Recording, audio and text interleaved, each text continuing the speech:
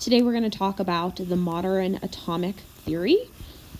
And we're going to start off by looking at the nuclear model of the atom. And we have talked previously about how the model of the atom has changed over the years.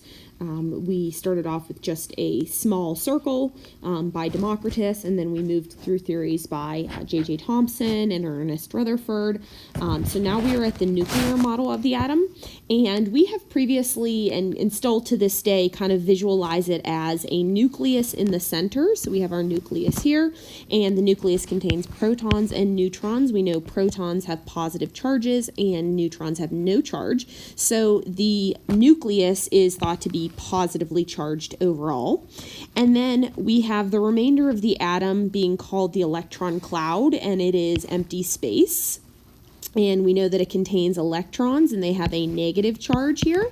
And they are actually constantly moving around in orbitals. We're going to talk about those today in a wave pattern. So they actually move similar to this. And if you take another chemistry course, they're actually particles that move in a wave pattern. So you may get into that more in a further class. So we're going to be utilizing this periodic table today. Make sure you have yours so that it's easy to reference. To help us understand more what the atom looks like, we're going to learn how to draw Bohr diagrams, and that is named after the person that kind of created this diagram from Niels Bohr. So there are a few steps to being able to draw these. You first have to, for whichever atom you're talking about, calculate the number of protons, neutrons, and electrons, and we have previously learned that. You are then going to draw a nucleus, and in the center of your nucleus, you'll put how many protons and neutrons that you just calculated. And then you're going to go ahead and fill the electrons in, and these electrons are going to be circles. And in this first shell, which you can see diagrammed right here, and we're going to demonstrate drawing these, we fit 2 electrons, and you can see that here and here. In shell number 2, which is right here, you can see 8. And then not in this picture, but the third shell can hold up to 8 as well. Again, this is just up to if it needs to fill this far. And then shell 4, which isn't demonstrated on this one, but it would just be another circle, can hold up to 8. Now, I do want to tell you that shell 3 and shell 4 can actually expand.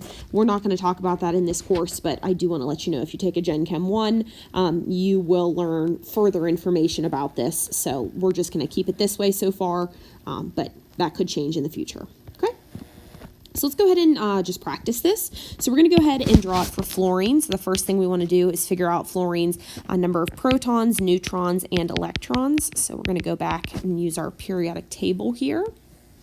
And fluorine is right here. We have the atomic number of 9 and the mass of 19. So 9, and then 19 minus 9 gets us 10.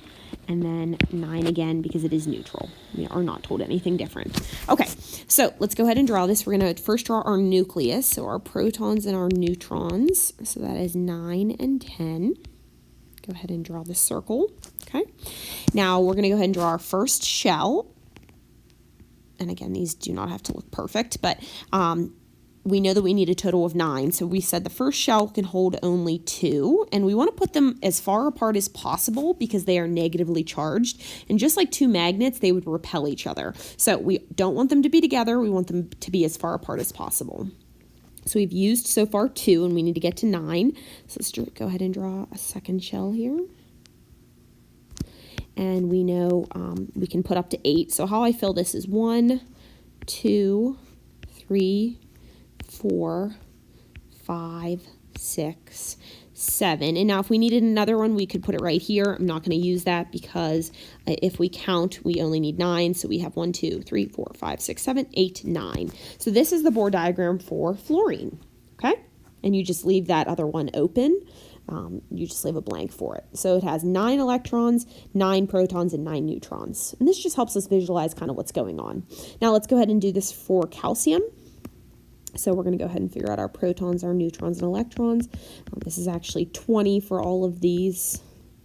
You can verify that on your periodic table. So we are going to go ahead and put our protons and our neutrons again.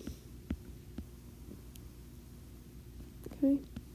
Go ahead and draw my shells. So the first shell gets 2.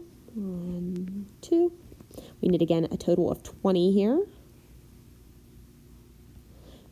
Put 8, 1, 2, 3, 4, 5, 6, 7, 8. Bigger. Okay, so now we're at 10. Let's keep going here. I'm going to have to cram this in. And so that's our third shell. 1, 2, 3, 4, 5, 6, 7, 8. Okay, so far we're at 8, 8, and 2. So we're at 18, so we need to draw our fourth shell here, and we only need to put 2 in there. Okay, so I'm going to go ahead. It doesn't matter where you put it. I'm just going to put it on the sides here as long as it's opposite. So that is calcium. And you can actually clearly see calcium as a larger atom. We're going to talk about size at the end of this PowerPoint. Okay, so these are called Bohr diagrams.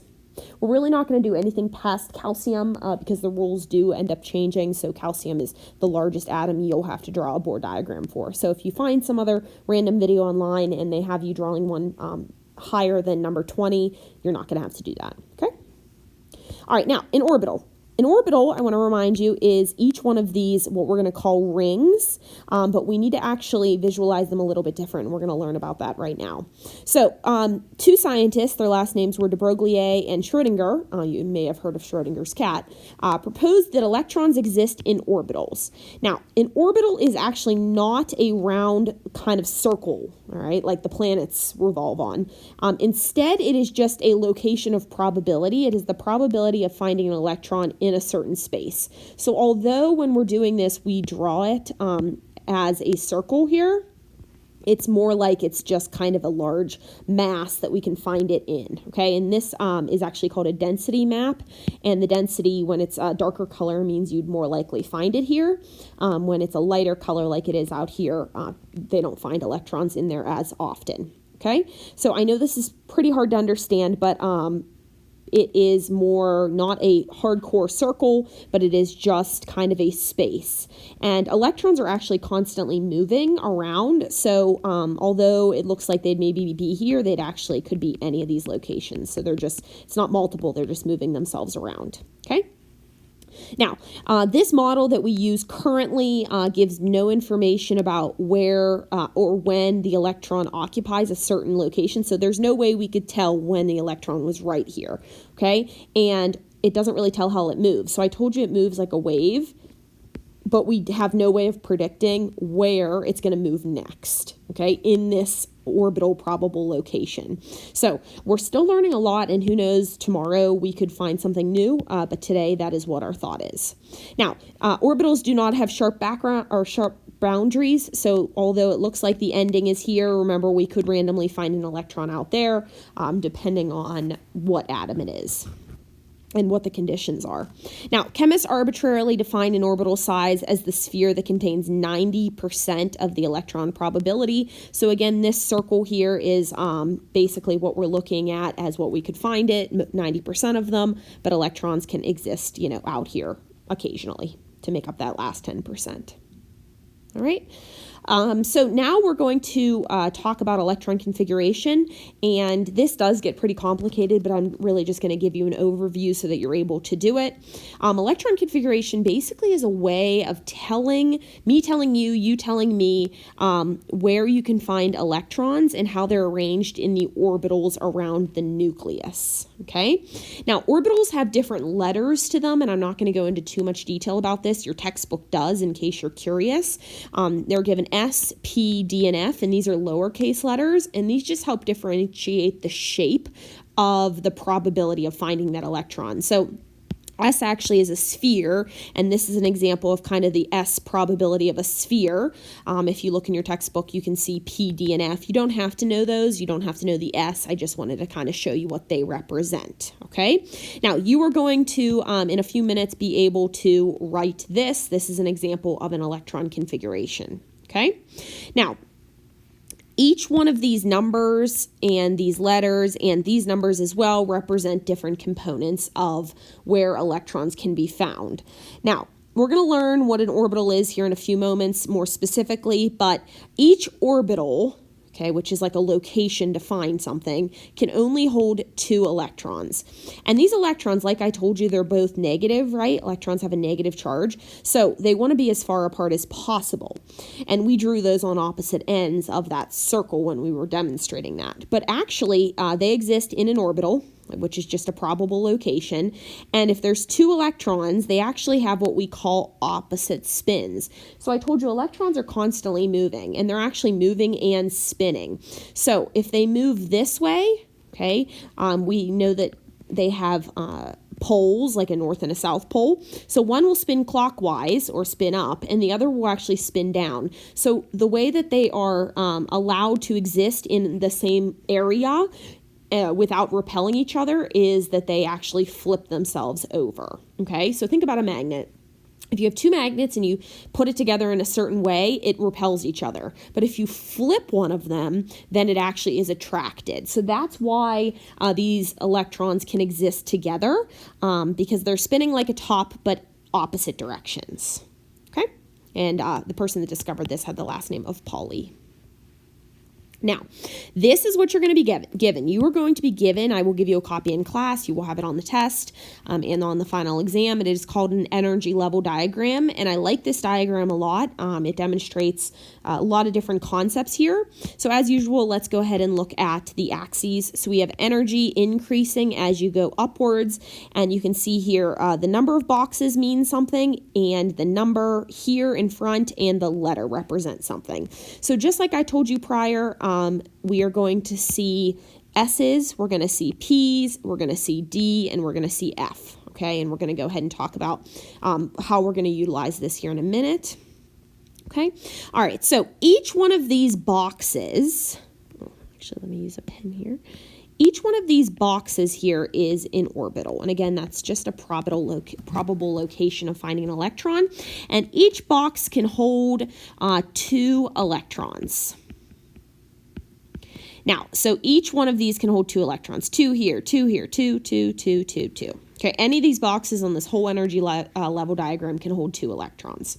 Now, the way we demonstrate that opposite spin or the Pauli exclusion principle is we draw arrows up and down, and we will do this in a little bit, but I just want you to understand each one has 2 electrons, and the only way they can exist in the same probable location is by flipping their spins, okay? Now, we are going to go ahead and talk about the difference between the S, the P, the D, and the F. So S's, you can see, are all kind of along this area, okay? And each S only has 1 box. So when it's saying how many orbitals, it only has 1, right? Each one of these S's only has 1 box. This S has 1 box. This S, 1 box. This S, 1 box. You get it, okay? Now, let's see how many orbitals or boxes the P's have. So all these are the P's. And they have how many? 3, right? No matter which one it is, they have 3 boxes. Okay. Okay. Now we're going to go ahead and do the D and the F. So go ahead and try that one on your own. So all the D's have 5 boxes and all the F's have 7 boxes. Now remember, each orbital can hold 2 electrons. So if it has 1 box or 1 orbital, how many electrons in total are in the S? 2 electrons. How many total electrons can fit in any of these P's, right? Well, 3 electrons, 2 electrons each, 3 orbitals, 2 electrons each, that is 6 electrons in the total P. 5 boxes, each can hold 2, that is 10 electrons. And F, there are 7 orbitals, and that is 2 electrons each. That is 14 electrons. Now, what are these? So these numbers here represent the orbital or the shell. Okay, so I'm just going to go ahead and this is a very confusing topic, but I'm really going to try to break it down for you. So we have a nucleus here. I'm not going to fill in protons or neutrons.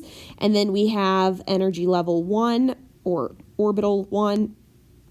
Oh, that did not come out good here.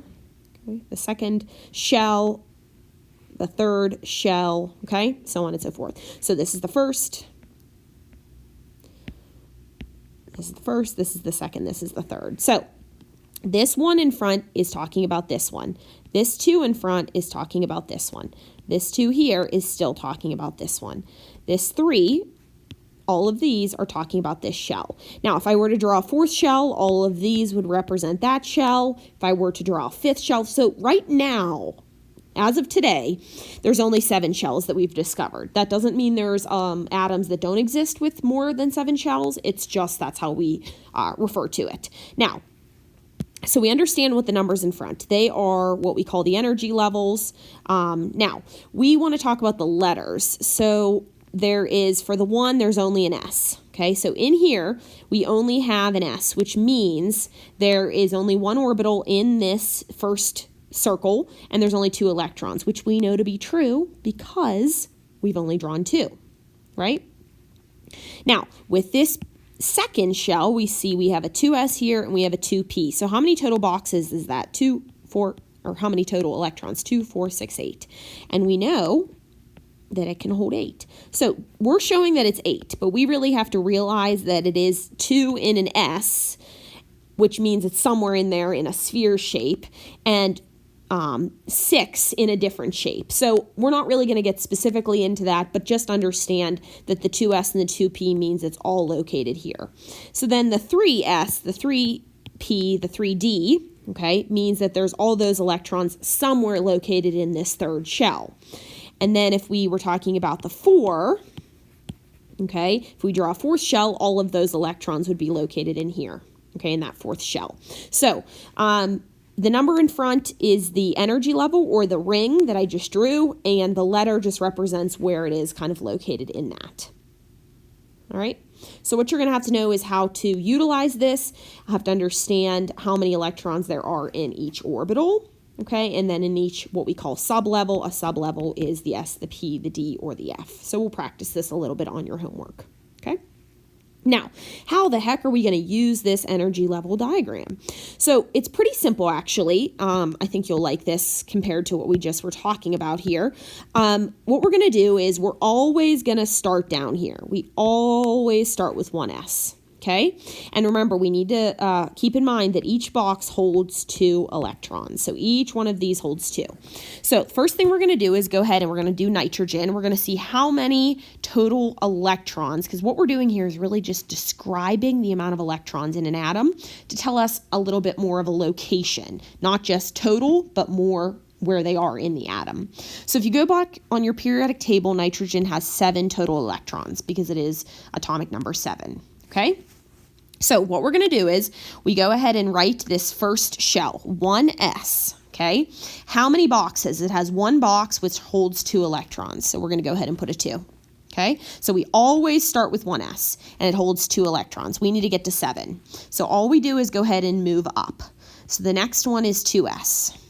How many boxes? 1 box. It holds 2 electrons. So now at this point, we are at 4. So you don't need to draw these arrows. I'm just showing you. Okay, now we're at 4. Let's keep moving. What happens here is we don't move up. We actually kind of move, we're just looking really and looking at the y-axis right here. So we're just kind of moving our way up. All right, so as we move up, what comes next? This 2p. Okay, so the 3s is a little higher. We're only looking at height. So 2p comes next. Now, do we need all these electrons in the 2p? Let's see. If we had the total number, 3 boxes, 6 electrons, would we need all 6 of those? No. We're only trying to get to 7 here. So 2, 4, to get to 7, we only need to use 3 electrons. So this right here is the electron configuration for nitrogen. 1s2, 2s2, 2p3. Okay? So just stick with me. I promise you'll get it. So again, this is telling us in the first shell, nitrogen has 2 electrons. In the second shell, it has a total of 3, 4, 5 electrons. Okay? Now, if you were to draw the Bohr diagram of that, you would see that to be true. So you can kind of see how all of this is coming together. All right, let's do another one. So again, you always start at that 1s. So we're going to do arsenic. Arsenic is a S. I actually do need to go back to look at what number arsenic is. So. Okay, arsenic here is right here, and it is number 33. So I'm going to go ahead and go back. All right, arsenic is number 33, so we need 33 electrons. Okay, so let's go ahead and do this again. Start down at the bottom. 1s, we're going to use both of those electrons that box holds to get up to 33. Then we have 2s. We need both of those electrons. okay, because it's one box. Each box holds 2 electrons. All right, 2p, again, we're just moving our way up here. And if you want, while you're practicing, you can kind of draw the arrows on here to see where it goes. Again, all we're looking at is height. So 2p, do we need all 6 of those electrons, 2, 4, 6? Yes, because we need to get to 33, and we're not even close. Okay, now the next one that comes is just height, which is 3s. We're not really going to talk about the x-axis, why it's across. You may get into that at another point. Right now, we're just going to look at it in terms of height. So 3s. We have one box. It holds 2 electrons. So far we're at 6, 7, 8, 9, 10, 11, 12. Okay, we're at 12 electrons. We need a total of 33. So let's keep moving. What comes after 3s is 3p. Okay, so we have 3 boxes, meaning 6 electrons in total. So far, we go ahead and count that up. We're not done yet. What comes next is 4s. Okay, 1 box, 2 electrons. Now, see how I'm writing this? We have a large number in the front, we have a lowercase letter, and then we have an exponent. So please make sure you are doing that. We do not put commas in between. You may see that.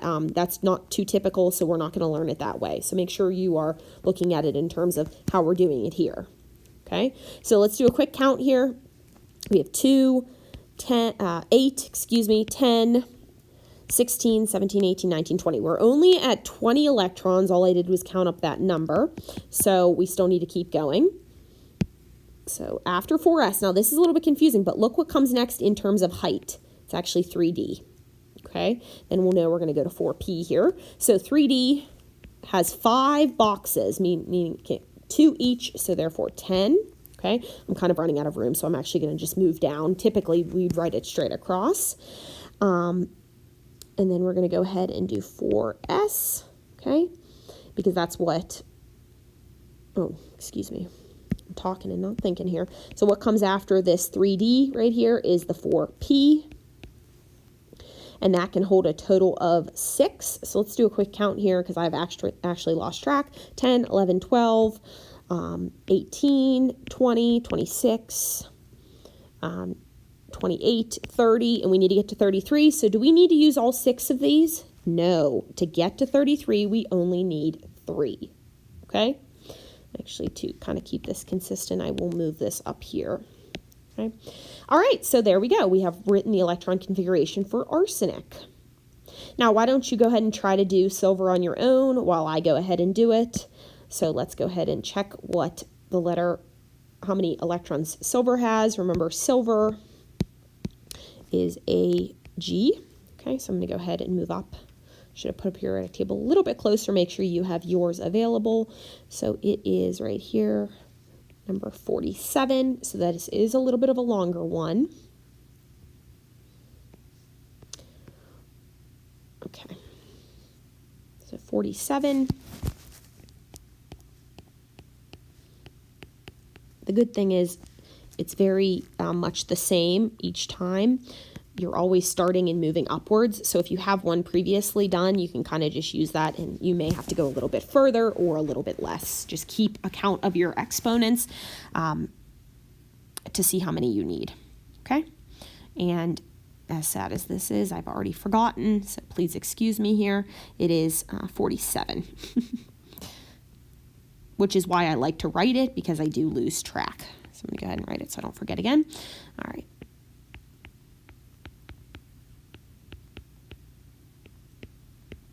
I ran out of room again. So after 4p, we're going to move to 5s. And then after that, you can see it goes to 4d. So let's just do a quick count. We knew at 4p3 we ended at 33. So 36 would end us here. 37, 38. Okay, we need to get to 47.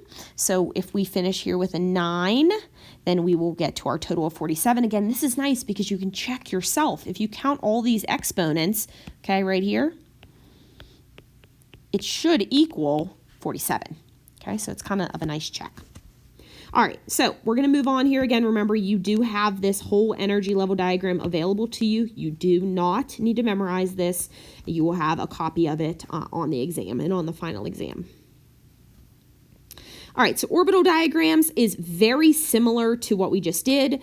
This is just another way to represent electrons. So we're going to go ahead and draw this. An orbital diagram is very similar to electron configuration.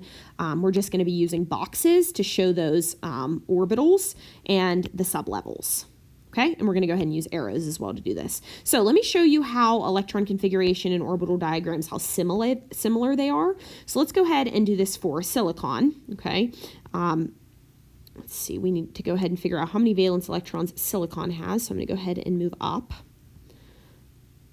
Okay, so silicon is number 14 here. Make sure you have a periodic table a little closer than I do. All right, so you can go ahead and use your energy diagram if you need to refer back. Go ahead. I'm going to just go ahead and do this. 1s2, 2s2, 2p6, 3s2, 3, so that's 6, 7, 8, 9, 10, 11, 12, 13, 14. Okay, 3s2. Oh, I need to put the little s here. Excuse me. All right, so this is the electron configuration for silicon. And again, all I did was utilize my energy level diagram for that, starting at the bottom. Now, to draw the orbital diagram, I find it handy to have the electron configuration because it's very similar. This is just another way of demonstrating this. So all you do is for each one of these groups of 2, you draw a box. So it starts with 1s, and then we're going to go ahead and draw a box. Okay, now to represent these 2 electrons, we're going to draw an arrow upwards and an arrow down. Okay, so instead of writing 1s2, we demonstrate it with a 1s and then a box with 2 arrows. Now you do not put the number here. Okay, the number is represented by the box. So let's go ahead and do another one. So 2s is 2. So again, an arrow up and an arrow down. Now, 2p6, remember 2 electrons can fit in each box. So you need to draw how many boxes do you need? 3 boxes. Now, if you'd forget, come back up here and find the 2p. The 2p has 3 boxes. So you're really just redrawing this, okay, in a little bit of a different format. So just keep in mind to figure out the number of boxes. If you would forget, just go back to your energy level diagram. Now, 2p is filled with 6. So we're going to go ahead and put an arrow up, down, up, down, up, down. All right, now we're going to go ahead and move to 3s, so we're right here. Now, let me show you a little bit of a quicker way to do this. You do not need to draw the box. If you draw a line and then you can draw a half arrow up and a half arrow down, that is perfectly acceptable. Just try to be consistent throughout. I'm just showing you some methods here. And you probably were wondering what the heck I was doing here, and you were yelling at me through the screen saying that should be a 3p, and I agree, it should be a 3p. Please excuse me about that. Now, 3p, although you only need 2 electrons, you have to draw all the available orbitals. So if you forget, anyone that is a p has 3 boxes. So I know you're not going to use them, but you're going to go ahead and draw them. So now I'm going to go ahead and draw boxes just because that's what I'm typically drawing. I don't care if you do lines. Now, we only need to put 2 in here, but if they have the option of hanging out in the same orbital or the option of being separate, they're going to choose to be separate, okay? Meaning, if you and your sibling were given the choice to either room together in the same room or get your own bedroom, you would choose your own bedroom, right? That's what electrons are going to do. They would rather have their own bedroom. Now, what you're going to have to understand is when they have their own bedrooms, which you can see here, they also are going to have the same spin. So they do not flip spins unless they are going to be doubling up, okay? So if we have 1 or 2 or even 3 electrons, they're going to go ahead, and I'm going to just draw these even though we don't need these right now. 3 electrons, and if you would need more, you would double it up, okay? But to complete the one for silicon, we're just going to need 2. Now, I know it's weird. You're going to leave this box empty, okay? Just completely empty, but you still need to draw it because electrons are constantly moving, and they actually move between all the boxes, okay? So, we can do a little bit more practice of that in class. But basically, once you have the electron configuration, you just go ahead and draw the boxes. This is just another way to represent the spin and where the electrons are located. All right, now, we have 3 choices here of valence electrons, 3 choices of electron configurations for 3 different atoms. If I were to ask you to figure out what atom was represented by these, what would you do? Okay, try to think about that for a moment. So what you would do is actually just add up these numbers for each one of these, and you would use this to be the same as the atomic number, okay? Because we're not working with ions, we're just going to be looking at neutral atoms. So let's just do a practice here. If we were to be looking at, and then we'll talk about valence electrons. If we were to talk about what atom this is 6, 7, 8, 9, 10. Okay, so we needed an atom with 10 electrons. If I were to go all the way back, I think I actually have one below here. Yeah, so what has 10 is neon. Okay, sorry about the moving around. So this actually would be neon. I just want to go ahead and kind of go the opposite way to make sure you understand how we are utilizing this. But this slide is actually talking about valence, and we've talked about valence electrons. They are the electrons in the outermost level. So if we were to draw them like we were doing at the beginning of this PowerPoint, the ones in the last shell, whatever shell that is valence. Okay, valence electrons, and they're the most important. Now, we can go ahead and instead of drawing, we can actually look at this electron configuration to figure out the number of valence electrons. Very simple. So if we're given this for neon specifically, all you have to do is look at the numbers here and figure out the highest number. So in this case, it's the 2s. So both of these, you're going to have to count both of them, are the highest shell. And then all you have to do to figure out your valence electrons is to add up the number of electrons for the highest energy levels. Okay, so this is neon. It has a total of 8 valence electrons because of the 2 plus the 6. Okay, so let's do this again. So we're given, if I were you, go ahead and try to figure out what atom this is. Okay, you can go ahead and do that on your own, but add those up and see what atomic number it matches. All I'm going to focus on right now is the number of valence. So again, look through this whole thing. It might not be at the end, okay? If I look through the whole thing, the highest number is actually this 4s. Is there any other 4s? No. So therefore, all I have to do is say, hey, this is my number of valence. This has 2 valence electron. Okay? All right, go ahead and try this last one on your own. Find the highest number here. I see one here and I see one here. So you have to look. It could be just 1, it could be 2, it could be 3. Actually, it probably wouldn't be 3, but it could be 1 or 2. So now we're going to add those numbers up, the exponents, and we have 7 valence electrons for this atom. Okay? Now, why do we compare valence? Remember, valence are involved in bonding, and things that have the same number of valence actually have very similar chemical behavior because they bond with the same things. All right, let's go ahead and do one more here, final practice, and we'll talk about one little concept to finish us off. So we're going to talk about sodium, Na. Let's go ahead and figure out how many valence electrons it has, or how many electrons, in general. Sodium is number 11, okay? So use your energy diagram and go ahead and try this on your own. Okay, and again, you can always check your answers by counting these total electrons of these exponents. So 6, 7, 8, 9, 10, 11. 6, 7, 8, 9, 10, 11. Did I do too many here? Oh, it is 11. Short-term memory here. Okay, now that is our electron configuration. Let's draw our orbital diagram. Again, we can utilize our boxes here. Or if you'd like, you can draw a line. And we like to label it underneath. I'm going to go ahead and move that over a little bit, 2s. You can do an up and a down arrow. Now remember, the p's need 3 boxes. I'm just going to go ahead and do 3 lines here, 2p. Now we need a total of 6, so 1 up, 1 down, 1 up, 1 down, 1 up, 1 down, okay? Now 3s only has 1 box, or 1 line. I'm actually just going to try to be consistent here. And the line could have been also for the 1s. And we only need 1, so I'm going to go ahead and pick up. It doesn't actually matter if you pick one, the up or the down, as long as it's only 1 box. If it's multiple boxes, it needs to be the same direction. Okay, so this is a little bit messy, but it is the orbital diagram for sodium. Again, I might show you this orbital diagram, and you have to figure out what atom it is, or I would ask you to draw one. Okay. Last question, how many valence electrons? So you can utilize either one of these, but I'm going to go ahead and show you that the highest number here is a 3. You look at the exponent for that, so therefore sodium has 1 valence electron. Okay, just 1. All right, last concept here is atomic size. It just means how big an atom is. You could see when we drew those Bohr diagrams at the beginning that when you have more circles or more energy levels, you have a bigger size. So it's very simple to be able to deduce this by using these two rules. As you go left to right across a periodic table, the size of the atom actually decreases. Now, in a Chem 1 course, you will talk about the specific reasons. I don't believe in an intro class you need that, but again, in your textbook, it is reviewed if you're curious.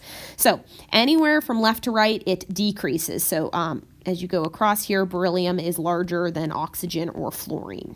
Okay, and I'll show you how we're going to utilize this here in a moment. Now, as you go from top to bottom, so as you go down on the periodic table, the size of the atom increases. So if we were to look at this, lithium is smaller than rubidium, okay, because it gets larger as it goes down. So if you know these two rules, you can figure out either direction what is a larger or a smaller atom. Okay, sometimes this is called atomic radius as well, just to let you know. All right, let's go ahead and practice here. So we are looking at which one would be larger. So it is sodium or chlorine. I like to go ahead and focus where it is on here. So Na and Cl, they are in the same horizontal line. So the rule is it decreases as it goes across. So therefore, which one's going to be larger is going to be the Na, okay, because it decreases as it goes across. Which atom would be larger? We have Ca and we have Sr. So I'm going to go ahead and circle those because you'll always have a periodic table. We know it increases as it goes down, so therefore my larger atom would be strontium. Okay? That's all you're going to really have to do for that. All right, so again, just a review of all the topics we've learned in this chapter. Thanks for listening.